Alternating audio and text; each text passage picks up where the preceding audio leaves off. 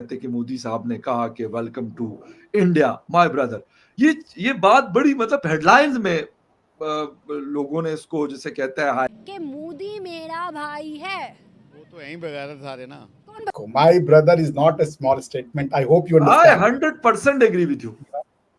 तो मोदी को इतना क्यों आप तो आपसे सवाल है। नहीं बात सुने ना, आप इस बात को छोड़ दें, इससे पहले चले जाएं। हमारा को हुक्मरान गए तो उनकी क्या कंडीशन थी, मैं नाम नहीं लेता। भारत को अनदेखा किया नहीं जा सकता। भारत इस हिस्से का दुनिया का विश्व गुरु है, इसको कहने में कोई हमें लाग लपेट नहीं रखना चाहिए। क्या कहेंगे, उन्होंने क्यों कहा कि मोदी मेरा भाई है? कल तक तो दुबई और सऊदीया पाकिस्तान का था, आज वो हिंदुस्तान करता, क्यों? वो मुसलमान ममालिक है सऊदीया को इस चीज़ सोचना चाहिए कि पाकिस्तान का साथ देना चाहिए ताकि पाकिस्तान तरक्की करे। उन्होंने उनको सहूलतें दी हैं हिंदुओं को। क्या सहूलतें?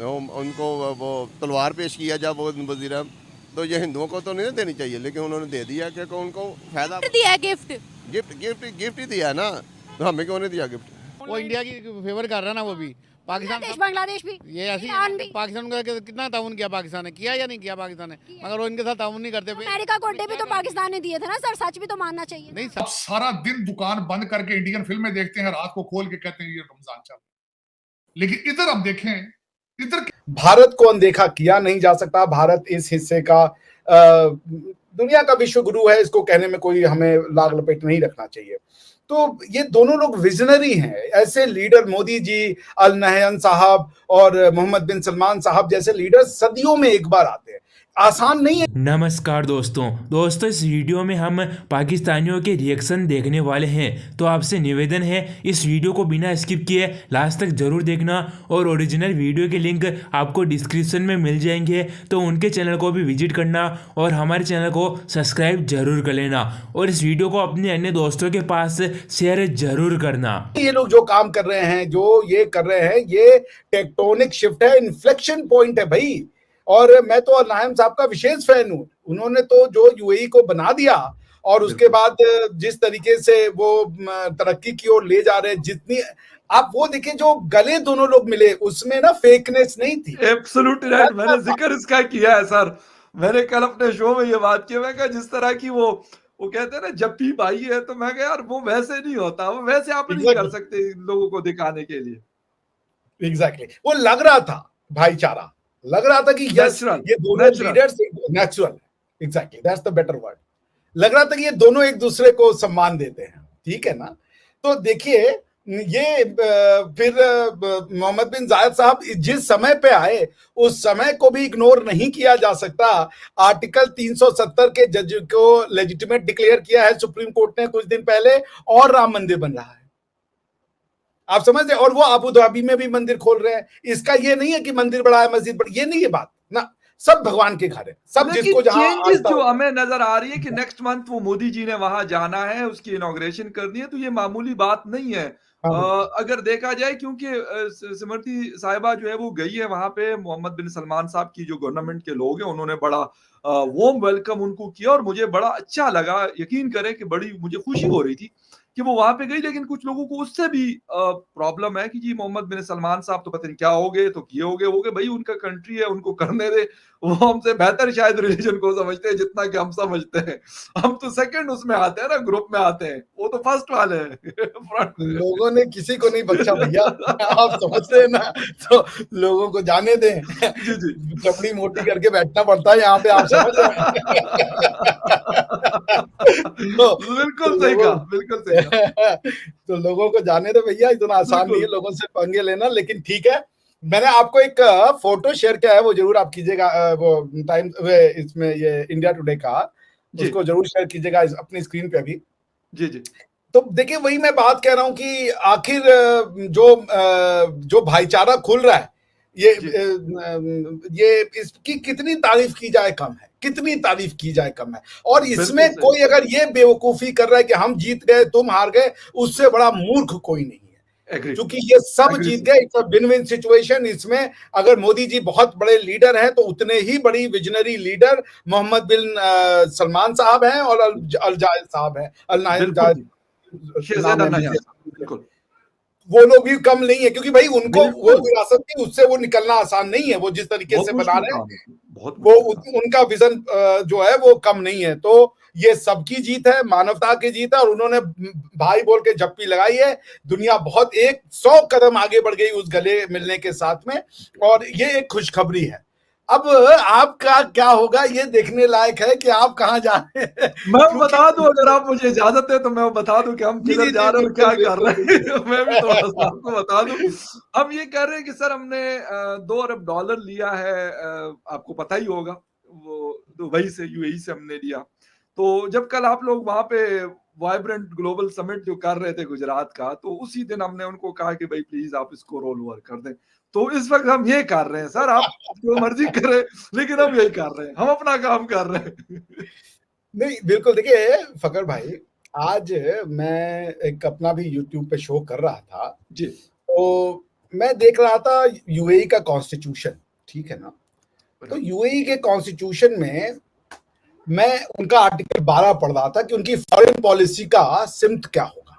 ओके। मैं सुन रहा था यूएई की फॉरेन पॉलिसी, उनके कॉन्स्टिट्यूशन के आर्टिकल 12 को पढ़िए, बड़ा खूबसूरत से उन्होंने उसको ड्राफ्ट किया है। मैं अगर आप परमिशन दे तो पढ़ना चाहूंगा। सर प्लीज जरूर। आर्टिकल 12 कॉन्स्टिट्यूशन ऑफ यूएई कहता है, the foreign policy of the union shall be directed towards support for Arab and Islamic causes and interest, and towards the consolidation of the bonds of friendship and cooperation with all nations and peoples on the basis of the principles of the Charter of the United Nations and ideal international standards। सुनिए, इतना बेहतरीन drafting है। उन्होंने कहा Arab and Islamic जो interest है उसको हम दुनिया के इंटरेस्ट के साथ हम आहंग करेंगे, ये उसका लब्बो लुभाव है। अच्छा, वो इस्लामिक इंटरेस्ट नहीं कह रहे हैं, इसीलिए जब कश्मीर को पाकिस्तान उठाता है अरब के सामने, वो कहता है कि ये तो इस्लामिक इंटरेस्ट है, वो कहते हैं ये इस्लामिक तुम्हारे लिए होगा, ये अरब एंड इस्लामिक नहीं है। अरबों के साथ वो अगर वो चाहते लिख देते हैं अरब और इस्लामिक इंटरेस्ट, वो लिख रहे हैं अरब तो होना ही चाहिए, यानी इस्लामिक इंटरेस्ट को अरबिक इंटरेस्ट से अलग नहीं किया जा सकता। और वो कोई भी इंटरेस्ट जो अरबिक ना हो, अगर इस्लामिक है तो उसमें यूएई का अलग दखल रहेगा, वो आपके इस्लाम को अपना इस्लाम नहीं बनाएंगे। ये है उनकी फॉरेन पॉलिसी। इसीलिए कश्मीर पे उनका रुख अलग रहता है, क्योंकि कश्मीर अरबों की समस्या नहीं है, पाकिस्तानियों की समस्या हुई। राइट। आप समझ रहे हैं, इसको इस्लामिक कॉज आप बनाना चाहते हैं, आप मतलब पाकिस्तान के जो जी सोचने वाले लोग हैं वो बनाना चाहते हैं। तो ये बात समझनी पड़ेगी पाकिस्तान के लोगों को कि जब यूएई और क्या नाम है सऊदीया निकल जाएंगे आगे, अब रोक नहीं सकता, तरक्की की ओर जा चुके हैं ये, बिकॉज की मैंने आप तो सेंट्रल एशिया गए होंगे, नहीं गए होंगे तो हो क्या ये फखर भाई, वहां का इस्लाम अलग ही इस्लाम चल रहा है, ठीक है ना। तो ये पाकिस्तान का क्या होगा, आप उनके कॉन्स्टिट्यूशन को देखिए, वो अपने कॉन्स्टिट्यूशन में लिखते हैं कि यूएई जो है वो 7 अमीरात को मिलकर बन सकता है, और भी अमीरात इसमें जुड़ सकते हैं, प्रोवाइडेड कि वो अरब हों।